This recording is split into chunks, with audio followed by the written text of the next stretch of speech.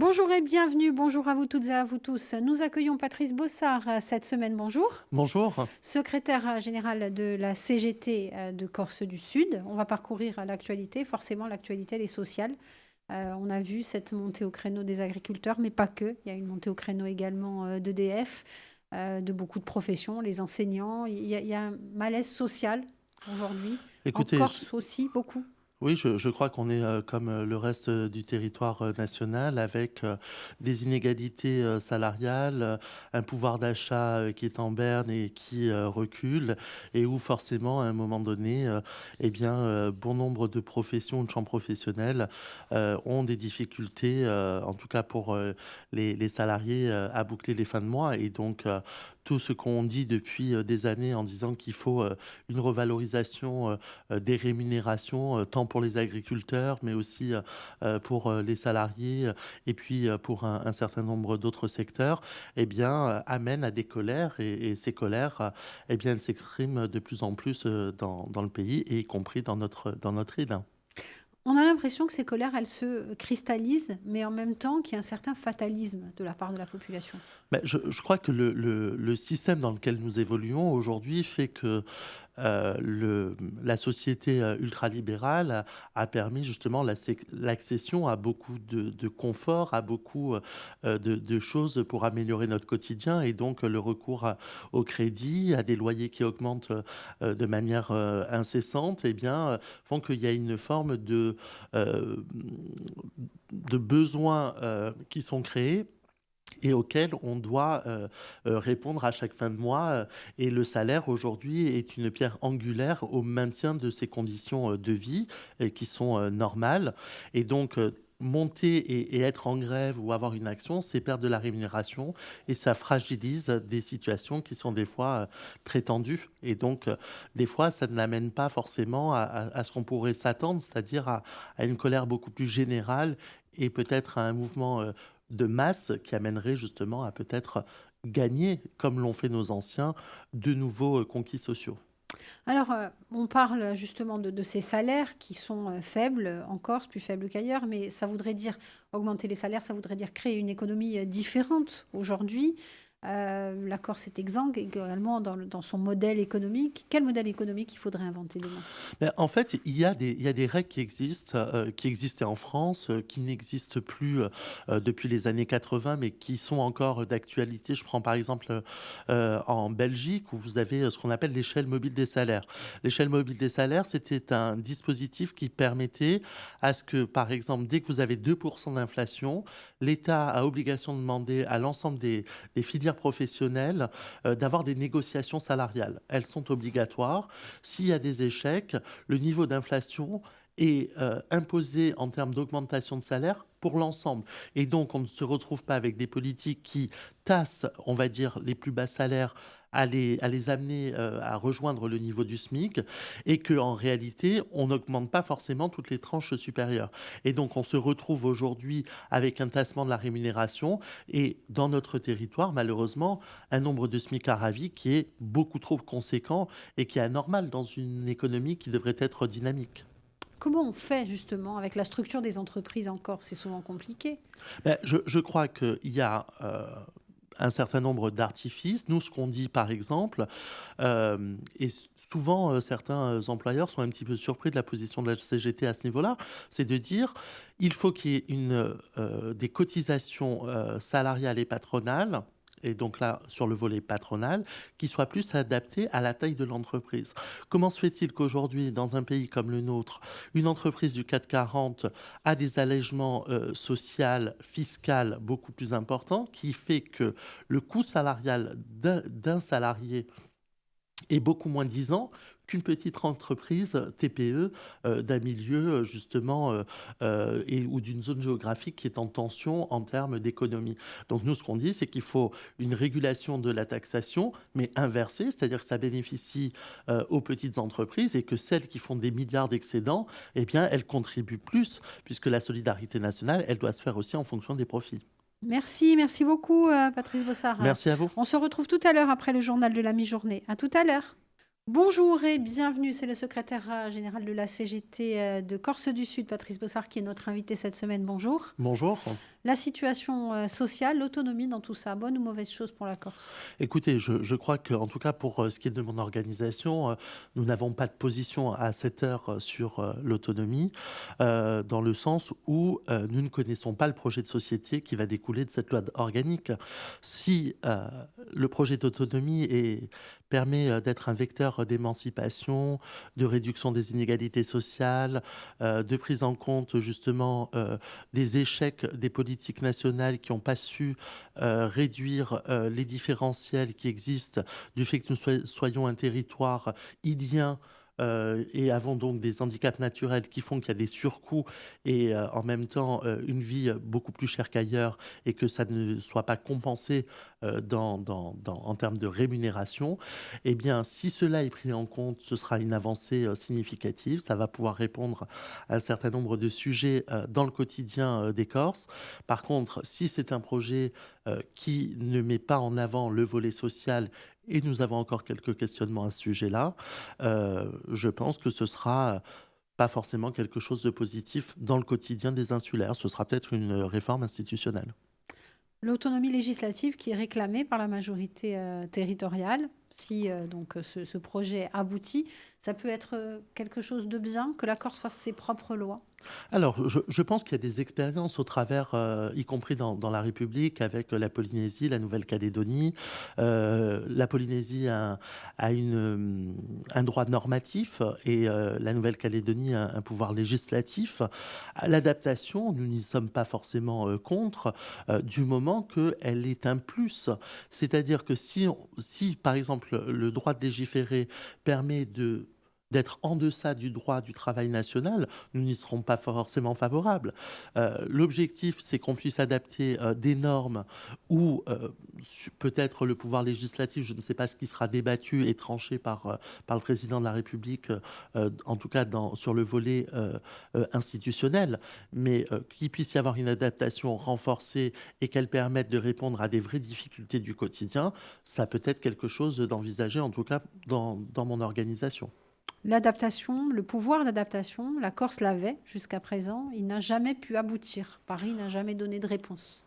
Alors oui, il y a un processus qui permet une adaptation sous couvert d'une décision de l'Assemblée nationale qui doit en faire sienne en réalité de la résolution de l'Assemblée de Corse. C'est vrai qu'il a été compliqué, voire Bafoué. bafoué dans certains cas, de pouvoir entériner des délibérations de l'Assemblée et de transformer la norme.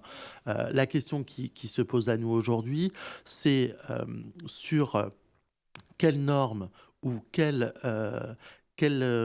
pouvoir législatif sera donné, en sachant que les exemples qui sont pris aujourd'hui dans le cadre du périmètre de la République française, c'est-à-dire que si on revient sur les deux exemples que j'ai donnés tout à l'heure, la Polynésie et la Nouvelle-Calédonie, ils ne sont pas soumis au droit européen.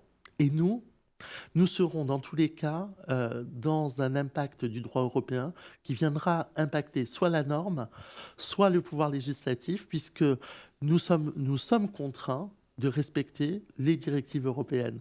Et beaucoup de lois françaises aujourd'hui sont les déclinaisons de ces directives européennes. Et donc, nous n'aurons pas les mêmes latitudes, quel que soit le statut que nous aurons, par rapport à ces deux territoires qui ont de fait plus de latitude à normer ou à légiférer.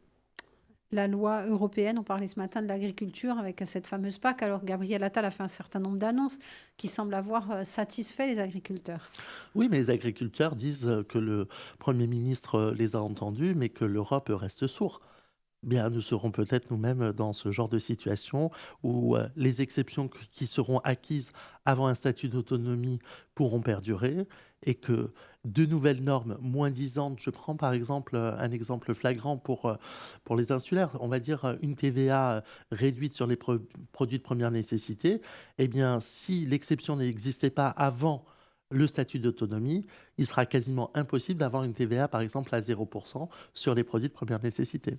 Donc pour vous, de toute façon, l'autonomie ne servira pas à grand-chose puisque l'Europe sera toujours le gendarme du monde.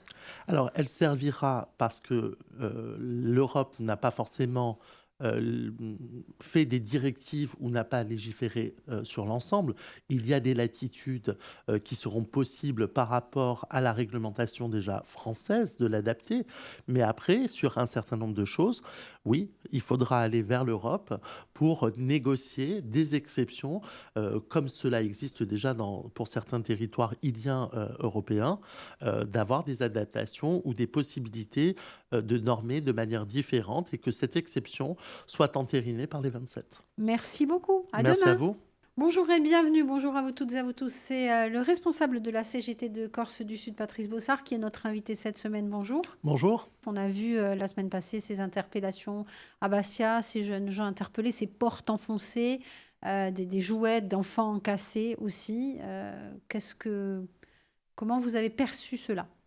Écoutez, moi, je reste persuadé et l'organisation à laquelle j'appartiens avoir un regard souvent critique sur la manière répressive que peut avoir les pouvoirs centraux.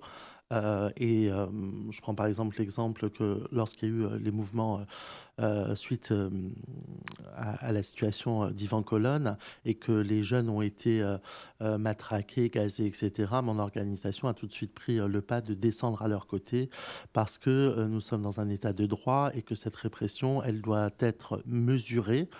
On voit bien qu'il peut y avoir deux poids, deux mesures entre ce qu'on peut vivre sur notre territoire par moment et par exemple sur le conflit par exemple des retraites où nous avons été gazés, matraqués, poursuivis dans plein d'endroits sur le territoire.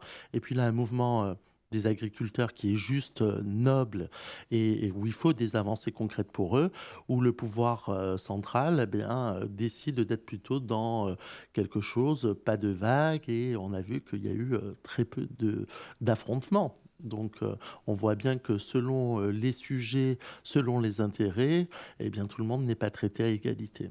Tant mieux pour les agriculteurs, mais Tant vous mieux dites, pour eux, bien sûr. voilà, mais vous dites finalement deux poids, deux mesures. Qu'est-ce qui crispe aujourd'hui? Je crois qu'il y a toute volonté quand on est au pouvoir et qu'il y a des contestations d'ordre idéologique pour certains, social pour d'autres, qui est un embrasement et une colère qui remettent en cause un système. Et si ce système il est remis en cause, eh bien, ce sera forcément au détriment d'une partie qui aujourd'hui bénéficie des largesses d'une politique ultralibérale et qui permet à certains d'avoir des revenus confortables quand la majorité des travailleuses et travailleurs aujourd'hui sont dans une grande difficulté du quotidien et de finir leur fin de mois. Gabriel Attal, Premier ministre, une bonne chose pour la Corse, pour ces jeunes qui ont notamment été interpellés, même si ce n'est pas directement de son ressort, mais pour la Corse en général. Écoutez, Sa déclaration de politique générale. sa déclaration de politique générale, bon, déjà pour ce qui est de notre sujet à nous, insulaire, il réaffirme que le processus est maintenu. Il y aurait pu avoir un doute. Le fait est, c'est que le gouvernement poursuit. Les propos sur la réforme de la répression pour les moins de 16 ans, je trouve un peu dans une posture paternaliste, tu salis, tu nettoies, tu casses, tu répares. Bien, est-ce que ceux qui sont au pouvoir et qui commettent un certain nombre d'actes délictueux, ils réparent toujours ce qu'ils ont fait? Je ne pense pas que nous sommes toujours exemplaires dans notre pays à ce niveau-là. La politique en matière de natalité, on a vu aussi Gabriel Attal très, très offensif. On sait qu'en Corse, le taux de natalité, il a un solde négatif. Il y a beaucoup de gens qui arrivent, mais avec un taux de natalité négatif. Écoutez, je crois que dans tous les territoires, la France, au niveau du palmarès européen, est en recul. Nous avons, nous, sur notre territoire, un nombre de populations qui augmente, mais nous avons aussi une forte diaspora bien qui revient et qui amène donc forcément à baisser le taux de natalité, puisque ce sont des personnes qui sont souvent en position de retraite et pour certains qui viennent s'installer et d'autres qui reviennent dans leur ville ou village. Et donc forcément, ce ratio, il est encore plus accentué dans un territoire dynamique comme le nôtre.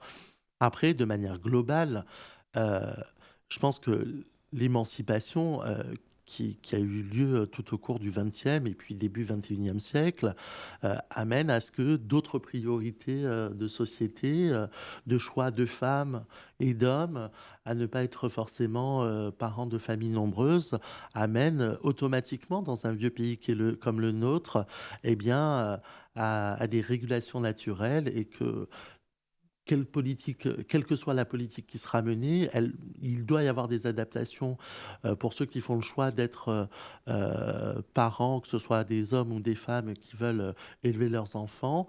Je pense qu'il y a une annonce qui a été faite dans ce sens-là en réformant le congé Parental. parental ou le congé maternité et de paternité.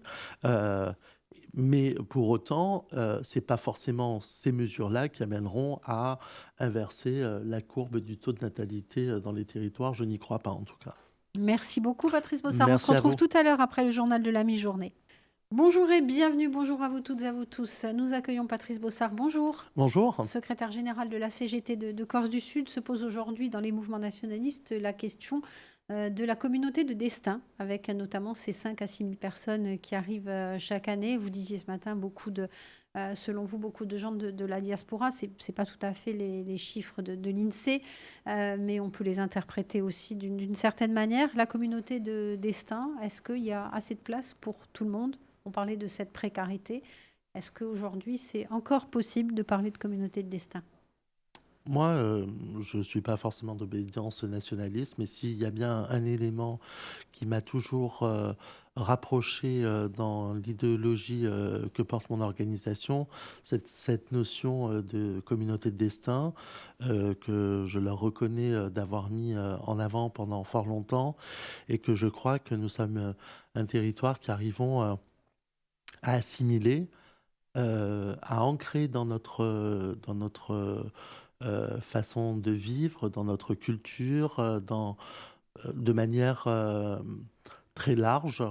Et je crois que renoncer, ou en tout cas mettre de côté cette notion-là, euh, c'est quelque chose qui ne sera pas forcément positif pour l'avenir de notre territoire.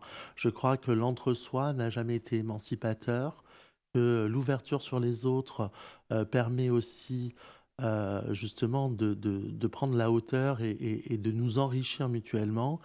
Et puis, j'ai eu d'autres... dans mon parcours professionnel, j'ai eu à travailler avec le collectif Awabast et dont Edmond Siméon était un des fondateurs avec Noël Vincenzin. Lorsqu'on regarde l'histoire de l'accord, c'est quand même 50 invasions qui ont fait le fruit d'une communauté qui se bat, qui a souvent été conquise mais jamais soumise. Et je crois que c'est bien le fruit de tout ce brassage qui fait ce que nous sommes aujourd'hui et ce côté combatif qui est le nôtre.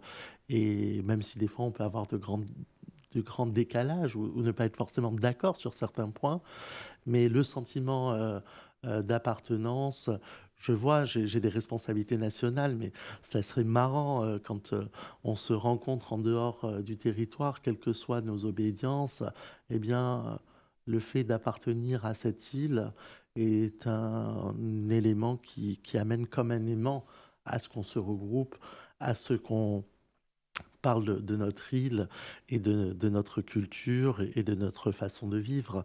Et je crois que c'est quelque chose que ma mère m'a toujours inculqué sur les valeurs corse, sur les valeurs de nos familles, de solidarité, d'entraide, même si c'est vrai que nous sommes traversés par les mêmes maux que la société. À l'extérieur et que des phénomènes qui étaient peut-être pas visibles sont en train d'arriver aussi chez nous. Je crois qu'on a des belles valeurs, de beaux idéaux et que sur ces idéaux, lorsqu'on arrive à s'entendre et à les mettre en commun, eh bien, on est encore plus fort. Alors, vous évoquiez le collectif Awabast, la communauté de destin dont parle le mouvement nationaliste aujourd'hui, Nation, et qui vient de se créer. Il y a une différence par rapport à un autre collectif qui est le collectif Palatine, qui lui parle surtout d'une immigration maghrébine, le Nation, elle parle plus de son côté d'une immigration européenne et notamment française continentale. Bah, le problème, c'est que déjà, pour pouvoir être l'institution qui est la nôtre dans notre territoire, qui est l'Assemblée de Corse, le fait d'avoir des politiques publiques, je prends par exemple le dossier de l'aérien qui nous a animés tous ces derniers mois, le dossier maritime précédemment, la semaine dernière, les questions autour de la PAC, ce sont des moyens européens qui redescendent dans notre région et qui permettent soit de maintenir des services publics, générateur de création d'emplois ou de maintien d'emplois, soit de permettre à nos agriculteurs d'avoir des conditions pour continuer à exploiter, développer leurs exploitations, etc. Eh bien, la difficulté, c'est que pour l'un, renoncer à cela, c'est remettre en cause les valeurs de l'Union européenne, du libre-échange et de la libre circulation des biens et des personnes. Il peut y avoir une légifération sur la circulation des biens en ayant des normes similaires, etc. Après, sur les personnes, c'est remettre en cause le fondement même. Je ne pense pas que ce soit leur volonté, mais indirectement, c'est remettre en cause le fondement même de l'Union européenne de ce côté-là. Sur la deuxième partie, l'immigration, nous avons été, nous, au travers de notre histoire, moi, je sais que j'ai des gens de ma famille qui ont dû partir sur le continent travailler parce qu'il n'y avait pas forcément de travail dans les années 50, 60, qui ont été obligés d'aller s'établir ailleurs. Et combien de Corses ont dû aller s'établir aussi en Tunisie, en Algérie ou au Maroc. Et donc, forcément, ce que nous avons vécu à un moment donné et des aspirations à améliorer nos conditions d'existence amènent que des populations qui sont en souffrance et dont ils n'ont pas forcément les moyens de subvenir à leurs besoins cherchent un meilleur Eldorado, c'est naturel. Et puis, nous allons avoir aussi un autre phénomène qui va arriver, c'est le phénomène des déplacements climatiques avec ce réchauffement, des températures qui augmentent, et qui dit que nous, demain, nous ne serons peut-être pas obligés d'être des réfugiés climatiques au vu de l'augmentation de la chaleur sur notre territoire. Merci beaucoup, Merci merci, à on se vous. retrouve demain. Bonjour et bienvenue, nous accueillons Patrice Bossard, bonjour. Bonjour. Secrétaire général de la CGT de Corse du Sud, la visite de Gérald Darmanin repoussée. Alors, première question sur les motifs de ce report. L'État a dit, incriminé Corinne Front, et ce serait de sa faute, il n'y aurait pas de climat serein pour que Gérald Darmanin vienne en Corse, vous y croyez? Oh, écoutez, je pense que le gouvernement n'a de cesse, avec ses préoccupations nationales, des remaniements en cours, une loi asile immigration qui a été retoquée par le Conseil constitutionnel, essaye de trouver des échappatoires.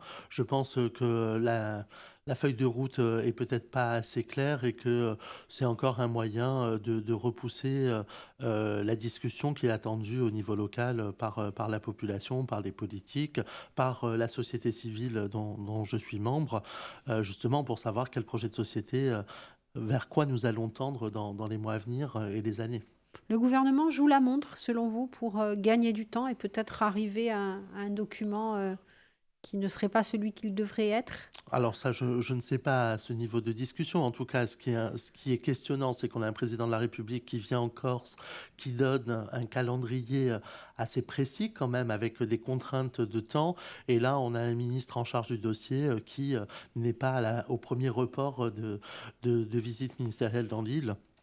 On peut se poser la question entre la volonté affichée et l'intention sous-jacente. On n'est pas prêt, selon vous, et donc il vaut mieux dire que... Alors, il pourrait y avoir de cet effet-là, où il y a peut-être aussi le fait que l'État n'est pas forcément prêt à concéder sur un certain nombre de sujets dans le cadre de la résolution de l'Assemblée de Corse du 4 juillet dernier. Vous parliez de ce remaniement. Gérald Darmanin donc, est resté à son poste. C'est toujours lui qui est en charge du dossier Corse. Mais selon vous, est-ce qu'Emmanuel Macron, est-ce qu'il y a justement, vous parliez de cette discorde, ce binôme finalement? Écoutez, je ne sais pas s'il y a une discorde. En tout cas, il y a peut-être des approches. Vous savez, le monde politique incante beaucoup de grandes paroles. C'est ce que je disais dans les émissions précédentes. C'est-à-dire qu'on a les questions sociales, lorsqu'ils viennent en Corse, ils nous disent tous, oui, vous avez raison, les syndicats de porter sur tel et tel sujet, il y a de vraies difficultés sur votre territoire insulaire. Et puis une fois arrivé à Paris, circuler, il n'y a plus rien à voir. Et quand on les relance, ils nous disent on peut rien faire. Donc on voit bien qu'il y a toujours ce double discours latent et que je pense que c'est un sujet comme un autre pour eux dans les multiples sujets qu'ils ont à traiter et que je pense qu'ils les traitent de la même manière qu'ils traitent d'autres situations.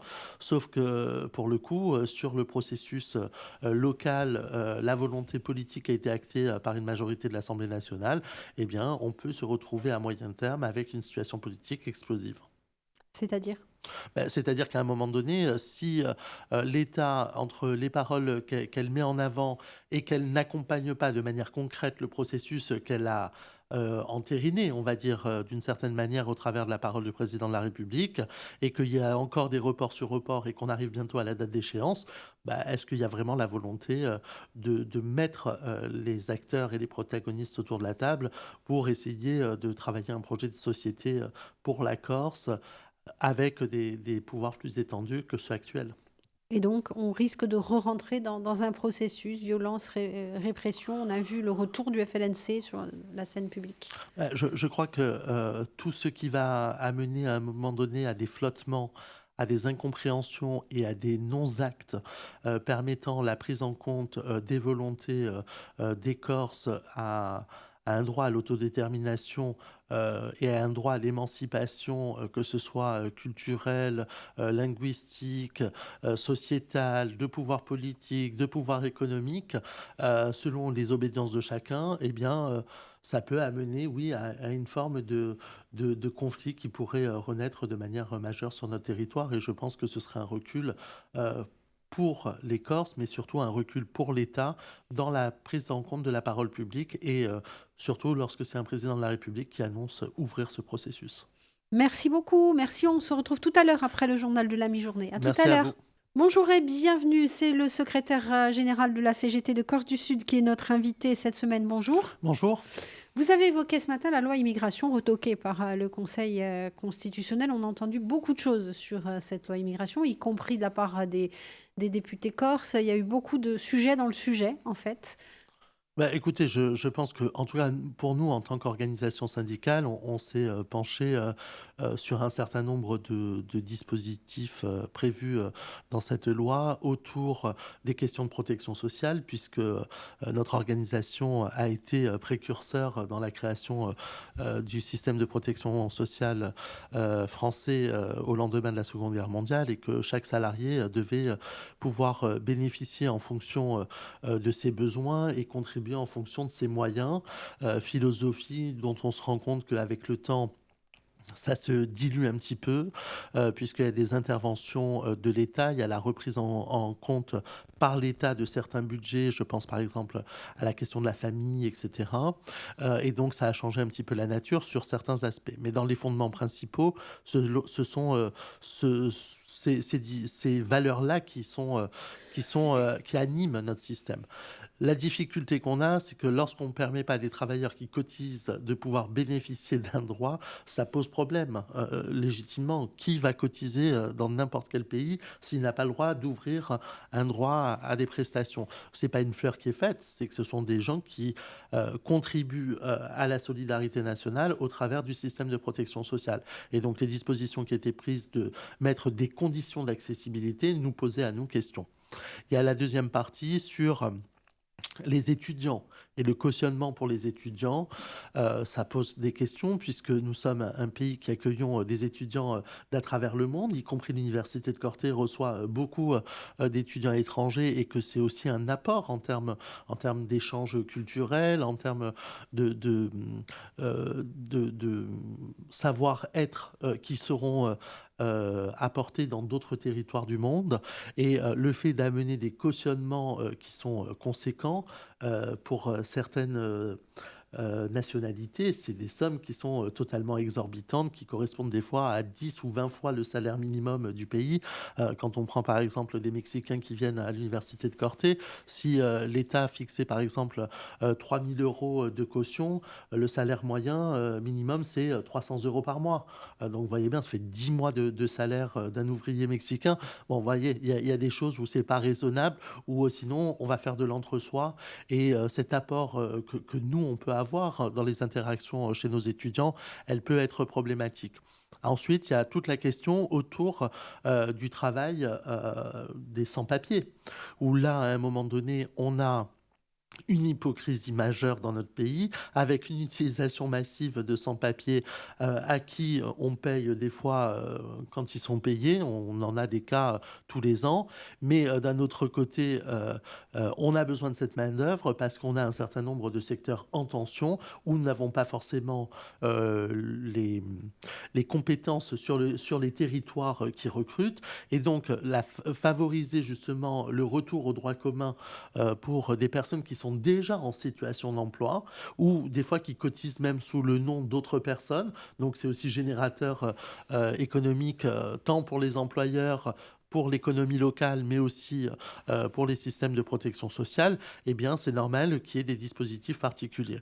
Ça ne voulait pas forcément dire, et ça ne veut pas dire qu'il faut une immigration massive, mais lorsqu'il y a besoin, il y a des critères, il y a des lois aujourd'hui qui permettent justement, prenons à Pôle emploi de Corse, je crois que nous avons un certain nombre d'offres d'emploi qui sont posées et qui permettent justement l'introduction de main-d'œuvre étrangère de manière tout à fait légale lorsqu'il y a besoin. Prenons le cas des Clémentines, lorsque, avec l'État, il y a eu un accompagnement d'ouvriers marocains qui sont rentrés totalement légalement sur le territoire insulaire, justement pour faire face à la période de cueillette des clémentines. Et c'est normal qu'à un moment donné, pour maintenir une économie, on utilise la législation en vigueur. Et donc, monter des fois au front contre des situations, ça pose problème, sachant que par rapport à la situation démographique dans notre pays, si on n'a pas cet export extérieur de manière nationale, hein, je parle pas forcément insulaire, mais de manière nationale, eh bien, il y aura un recul de l'économie française de manière significative.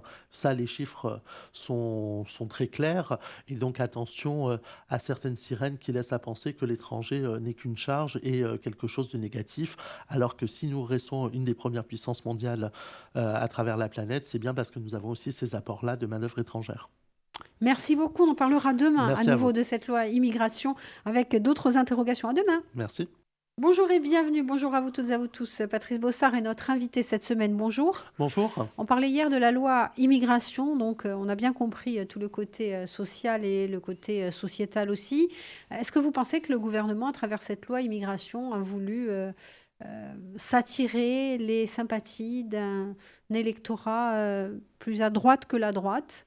Et est-ce que vous comprenez aussi que l'opinion publique demande quelque part une loi immigration plus sécuritaire au regard de ce qui peut se passer, notamment de l'islamisme radical? Écoutez, je crois que je suis pas dans la tête du gouvernement et encore moins de celui du président de la République. Il y a quand même une situation qui est assez ubuesque. Un Parlement qui rejette en première lecture le texte. Il revient à la charge en faisant des concessions avec la droite et l'extrême droite. Et puis, lorsqu'il y a une majorité relative qui acte ce texte, le président de la République fait un grand discours en disant qu'il saisit lui-même le Conseil constitutionnel. Donc oui, je pense qu'il a essayé de flirter, mais en disant en même temps, regardez, je vais être le gardien d'un certain nombre de valeurs républicaines, constitutionnelles. Et donc moi-même, j'engage... C'est ce qu'il avait dit au départ, hein. C'est ce Oui, qu'il avait plus ou moins promis. Et oui, mais puis, en même temps, il y a des concessions qui sont faites. À un moment donné, il dédie d'une certaine manière sa majorité territoriale. On l'a bien vu, et moi je tiens quand même à le saluer. C'est le ministre de la Santé qui avait dit, si vous faites le forcing sur cette loi, je démissionnerai. Ils ont été plusieurs, mais le ministre Rousseau a quand même été le seul à mettre en, en pratique ce qu'il avait dit. Et ça, je tiens quand même à le saluer, qu'il est resté cohérent avec lui-même et avec ses valeurs. Des fois, on peut se poser des questions sur les glissements qu'il peut y avoir. Après, sur le volet de des difficultés qu'il y a au travers de la société, des maux de la société. Il y a des lois aujourd'hui qui permettent déjà sur l'immigration et en tout cas sur la condamnation de l'islam, on va dire, très rigoriste, extrême, de pouvoir procéder à des reconduites à la frontière. Et je pense que là où on joue avec le feu, c'est d'amalgamer l'islam traditionnel, on va dire, avec cet islam extrémiste qui dessert la communauté musulmane. Et je crois qu'ils sont beaucoup à dire que ce n'est pas de l'islam pour eux et ils attirent l'attention sur le fait de ne pas faire d'amalgame. Est-ce qu'on pourrait considérer que dans d'autres religions où il y a aussi des extrêmes, eh bien ces extrêmes sont légales de la base et de la majorité des gens qui pratiquent ce culte? Je ne crois pas. Et donc tout ça amène à un questionnement. Après, il y a la question que vous évoquiez d'une droitisation, voire une droitisation extrême de la société. Eh bien, en réalité, on peut le voir hein, au travers de nos histoires. Des fois, quand il y a des problèmes de société, des problèmes économiques, des pouvoirs d'achat qui sont en berne, il faut quand même rappeler que la Seconde Guerre mondiale est arrivée par justement un certain nombre de revendications de la social-démocratie reprise par l'extrême droite et que Hitler a été mis au pouvoir par le peuple. Hein. Et ensuite, on en a vu les conséquences. Alors, il y a un grand philosophe juif qui disait que l'histoire que l'on connaît, elle peut se répéter. Il faut être, nous, vigilants à ce que l'histoire ne se répète pas. Et on voit bien que l'extrême droite, elle monte de manière assez importante dans toute l'Europe. Et donc, ça doit questionner sur les maux des sociétés européennes et de comment on permet aux gens de pouvoir vivre décemment et d'avoir des conditions d'existence décentes.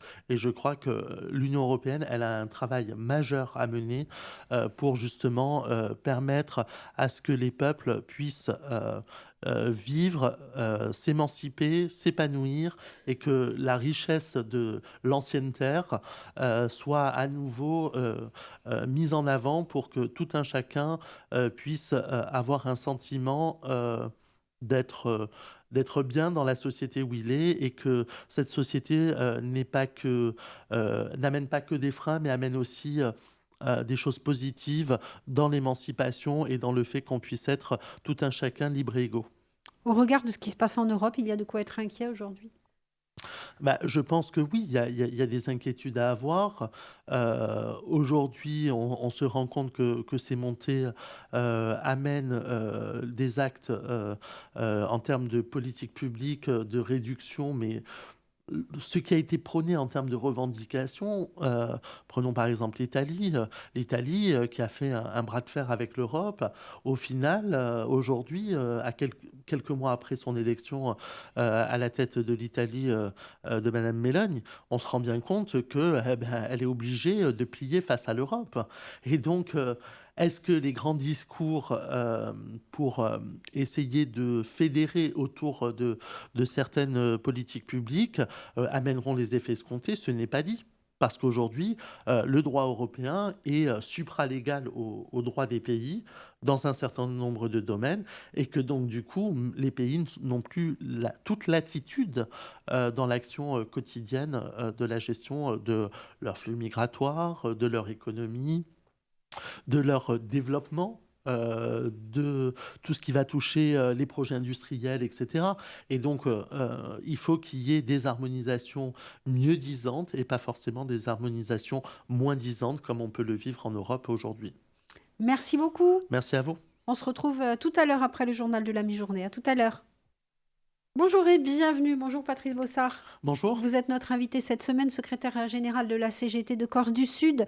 On a parlé ce matin de la droite, de l'extrême droite. On va parler un peu de la gauche à midi. Comment on reconstruit la gauche? Écoutez, je ne sais pas comment la reconstruire. En tout cas, il est important dans notre pays que la gauche, et y compris sur notre territoire, que la gauche elle soit vecteur de progressisme et d'amélioration du quotidien. Et je reste persuadé que les forces de gauche ont par nature un certain nombre de d'opinion, de croyances en termes de développement humain, sociétal et économique au service, des travailleuses et travailleurs et je crois qu'il y a nécessité à ce qu'elles se remettent autour d'une table et qu'elles apportent des propositions concrètes, y compris dans le processus, que nous sommes en train de vivre, au travers de notre territoire justement pour ne pas être que sur un versant, libéral, voire ultralibéral. Mais la gauche absente de l'Assemblée de Corse, la gauche absente dans beaucoup de domaines de la vie publique en Corse, la faute à qui? C'était les idées, c'était les personnes. Comment est-ce qu'on amène une nouvelle gauche finalement? Je crois que la gauche, de manière générale, elle paye aussi les croyances qu'il y a pu y avoir autour d'une social-démocratie au niveau national et que le fait qu'on ait eu le gouvernement Hollande qui a été beaucoup plus centre-gauche, voire tendance centre-droit, n'a pas favorisé justement ce qu'avait pu créer Mitterrand en 81 en arrivant au pouvoir, avec l'ouverture de nouveaux droits, de nouvelles conquêtes sociales, même s'il y a eu des choses qui n'étaient pas toujours positives, mais il y a eu quand même pour la classe ouvrière de manière globale des avancées significatives. L'arrivée de François Hollande n'a pas permis, n'a pas démontré un changement de cap par rapport aux politiques d'austérité qu'il y avait pu avoir, alors que d'autres pays dans l'Union européenne, je pense par exemple au Portugal, avec le Premier ministre Da Costa qui a fait une coalition de gauche très large et qu'ils ont réussi à contrer la Troïka sur revalorisation des salaires. Ils ont refusé de répondre à à continuer à dégraisser les pensions de retraite et qu'ils les ont revalorisées et que ça a permis de redynamiser l'économie portugaise, par exemple. Il y a des exemples comme quoi, des fois, on peut avoir des batailles idéologiques et les traduire par des politiques publiques qui sont plus émancipatrices. Et la difficulté qui est la nôtre dans notre pays, le socialisme, en tout cas tel que porté par le gouvernement Hollande ou ces gouvernements, sont allés plus loin que la droite en termes de... euh, ils ont cassé le code du travail, ils ont instauré les prémices des ordonnances Macron avec la loi Rebsamen dans un premier temps, la loi El Khomri dans un deuxième temps, et ensuite Macron arrive et il n'a plus qu'à finaliser ce que même la droite ne s'est jamais permise de faire. Je parle de la droite euh, d'inspiration gaulliste qui a été au pouvoir, qui justement ménageait le côté libéral et côté un peu social, même si on n'est pas forcément d'accord toujours avec leur approche, mais en tout cas, ils sont allés plus loin que ce que la droite n'a pas fait quand elle était au pouvoir, y compris Chirac quand il est resté dans ces deux septennats. Donc on se rend bien compte que après c'est compliqué dans les territoires d'insuffler quelque chose de différent, alors que je pense que les valeurs, les idéologies peuvent être quelque chose de bénéfique. Et je pense que c'est un grand manque aujourd'hui dans la discussion sur le statut d'autonomie que la gauche ne soit pas plus associée en termes de force historique pour certaines, d'autres de forces représentées nationalement. Et on sait que dans le cadre du processus, il y aura besoin des votes aussi pour avoir les 3/5 pardon, du Parlement, des autres forces. Je pense par exemple aux composantes de la NUPES, qui sont quand même une force importante dans l'Assemblée nationale, et que si on les associe pas, à un moment donné, il y aura peut-être des difficultés à un autre plan. Et donc je pense que plus on étendra les perspectives et les gens autour de la table, peut-être que cela permettra d'avoir un projet de société où plus de monde pourrait se retrouver. Pour revenir en Corse, il semblerait qu'il soit difficile de trouver une définition à la gauche. Parce que quand on entend différents acteurs de gauche, ils ne se reconnaissent pas en fait dans la gauche de l'autre. Oui, alors je pense que c'est pas exactement ça. Je pense qu'il y a beaucoup de points de convergence et des fois, il y a les points de divergence qui prennent le dessus sur ce qui nous rassemble.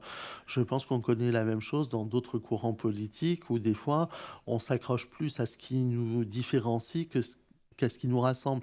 Et je crois que c'est une difficulté que beaucoup de pans du monde politique traversent parce que pour pouvoir peut-être exister, il faut marquer la différence.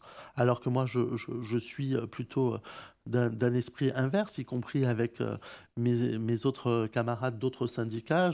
On travaille souvent à ce qui nous rassemble et puis ensuite on débattra des points qui sont les points de divergence et on tombera d'accord ou pas d'accord. Mais ce qui fait socle commun, à mon avis, c'est ça qu'il faut mettre en avant pour réussir à avoir peut-être une autre visée et peut-être permettre à la population de voir une gauche plus unie que désunie. Merci beaucoup, merci, à Merci à vous. demain. Bonjour et bienvenue, notre invité Patrice Bossard, bonjour. Bonjour. On va parler de la situation sociale en Corse avec les conflits qui sont en cours un petit peu avant la Noël. Il y avait cette revendication des postiers notamment qui avaient rencontré la direction. Il devait y avoir des avancées sur ces postiers qui étaient en difficulté. Quels sont les autres grands secteurs où c'est compliqué aujourd'hui?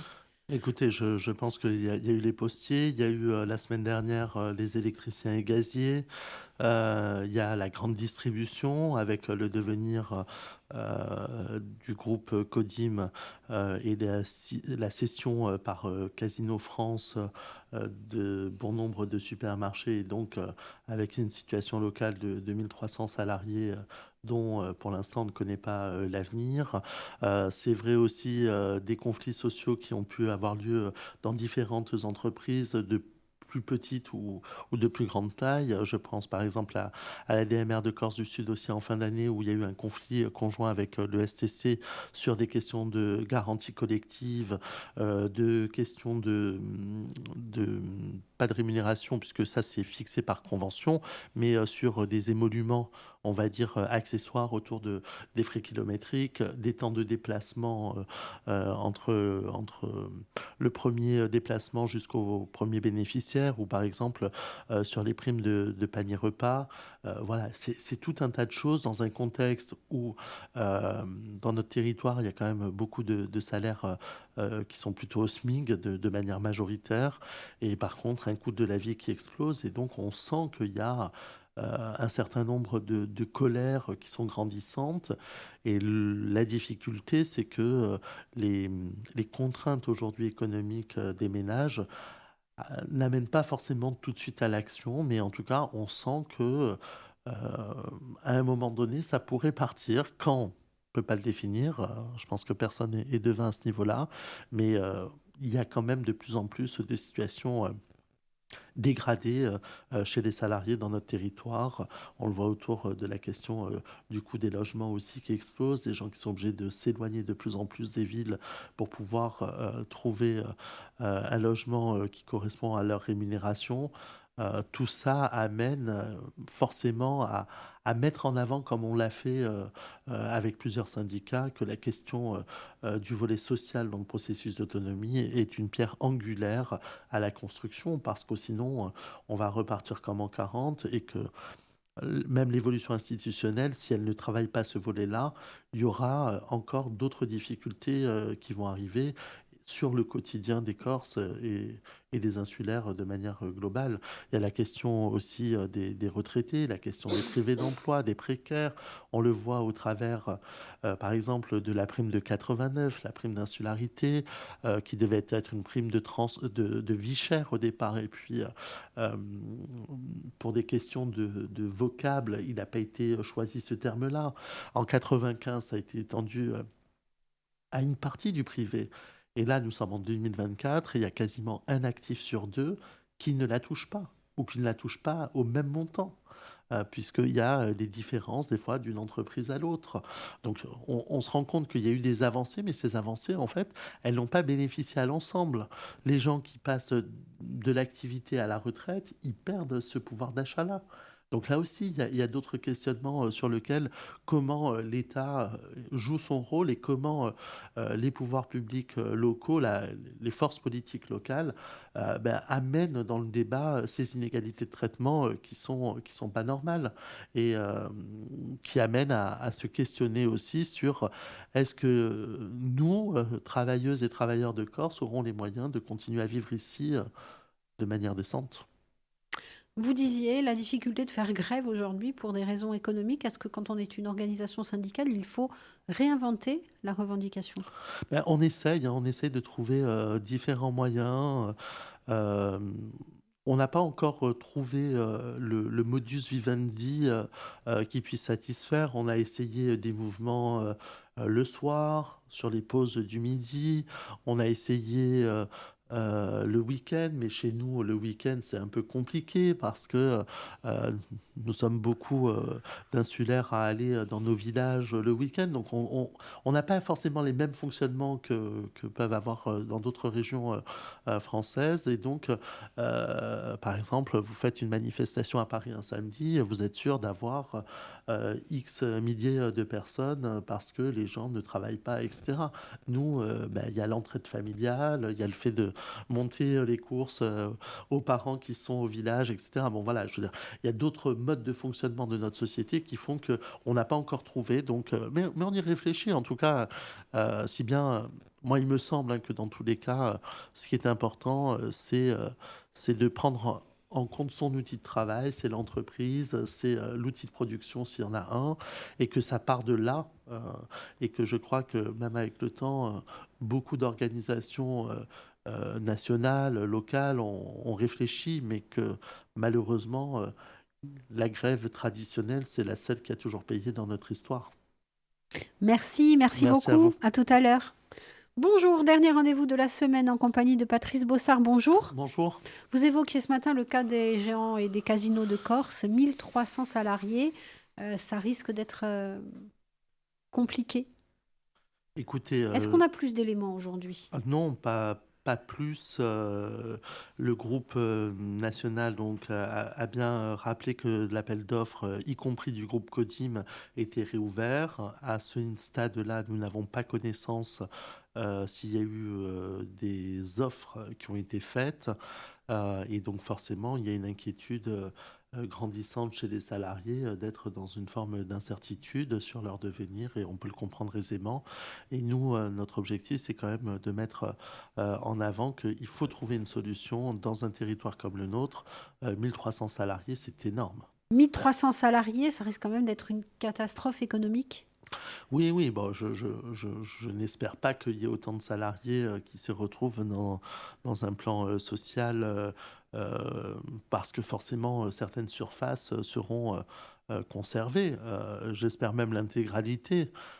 Ça va être les conditions salariales de la reprise qui vont amener, peut-être à une dégradation, en termes de pouvoir d'achat, en termes de reprise d'ancienneté, en termes de conquis sociaux, qui ont été, menés, depuis fort longtemps, dans ce groupe.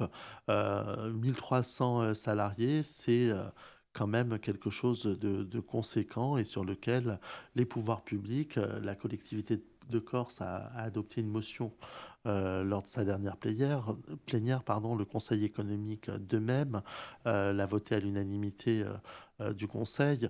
Je crois que là, le ministre de l'économie, doit avoir une attention particulière, et que pour une fois, il ne fasse pas comme il l'a fait sur d'autres sujets, de balayer d'un revers de main depuis son bureau parisien une situation locale, parce que pour une économie comme la nôtre, 1 300 salariés, c'est plus qu'Air Corsica, hein. Oui, c'est important justement de faire ce ratio, Mmh. qu'on se rende bien compte. Et puis c'est maillé à travers tout le territoire. C'est pas une... Totalement, je veux dire, c'est un maillage, territorial, avec des gens qui ont développé, leur vie, dans ces bassins, de vie, qui sont souvent issus de ces territoires, aux 4 coins de l'île, et que, ce serait un plan, social majeur sur un territoire comme le nôtre. C'est comme si demain on disait, une entreprise de 20 000 salariés, dans une région industrielle, bien, on vous annonce que ça ferme. Le ratio, il est un peu de cette grandeur-là. C'est une catastrophe, en termes de devenir de ces emplois et de reclassement possible, si demain il devait y avoir le scénario extrême, que je ne souhaite pas et que j'espère qu'il ne sera pas mis sur la table à un moment donné. Il y aura forcément, des repreneurs, qui seront là. La question, c'est quel périmètre, ils reprendront, et quels salariés ils reprendront aussi, dans le cadre de ces reprises d'activité. Et quelles conditions de travail, c'est ce que vous disiez De fait, aussi. De fait, les conditions, les acquis, tout dépend de comment est fait, la reprise. Est-ce que c'est une reprise qui est faite par voie judiciaire et auquel cas ça a certaines conséquences? Soit c'est une vente et auquel cas il y a un glissement des contrats et des conquis sociaux. Vous voyez? Il y a plusieurs formes. Donc tout ça amène forcément beaucoup d'incertitudes, beaucoup de questionnements et je trouve que, la direction du groupe Codim reste bien muette, je trouve, en ne n'amenant pas sur la place publique, des réponses ou en tout cas si elle n'en a pas, qu'elle le dise vraiment de manière publique. Donc c'est le représentant syndical ici qui dit ça. Il y aura des négociations qui vont se faire également au niveau national concernant, puisque ça dépend du tribunal de commerce de Paris. Donc il y aura une présence des organisations syndicales là-bas. Bah, nous, notre organisation étant nationale et nous avons un délégué, syndical central, qui, un des porte-parole de l'intersyndicale, du groupe Casino France. Donc nous essayons, d'avoir, le maximum d'informations sur ce qui se dit à Saint-Étienne, sur la première vague de transfert, des magasins sur le continent, sur le fait, du rachat partiel, par l'offre, Intermarché Auchan. Pour l'instant, ces offres-là ne sont pas, la Corse n'est pas concernée. Il n'y a pas eu de proposition, en tout cas dans ce que nous, on sait d'un point de vue instance représentative ou dans les communications de notre syndicat, nous n'avons pas plus d'informations sur le devenir du groupe. Les petites surfaces type Spar devraient perdurer, d'après les informations qu'on a pu avoir. Oui, ils vont redéployer, on va dire, les surfaces de proximité avec de nouveaux réseaux. Mais quid de l'approvisionnement de nos grandes surfaces en termes de marques distributeurs lorsque un certain nombre d'outils industriels sont vendus pour le mois de juin. Merci beaucoup. Merci Merci, bon week-end. Patrice Au Bossard d'avoir revoir. passé cette semaine en notre compagnie. Vous retrouverez cette émission en podcast sur nos réseaux sociaux et notre site web. À très bientôt. Au revoir.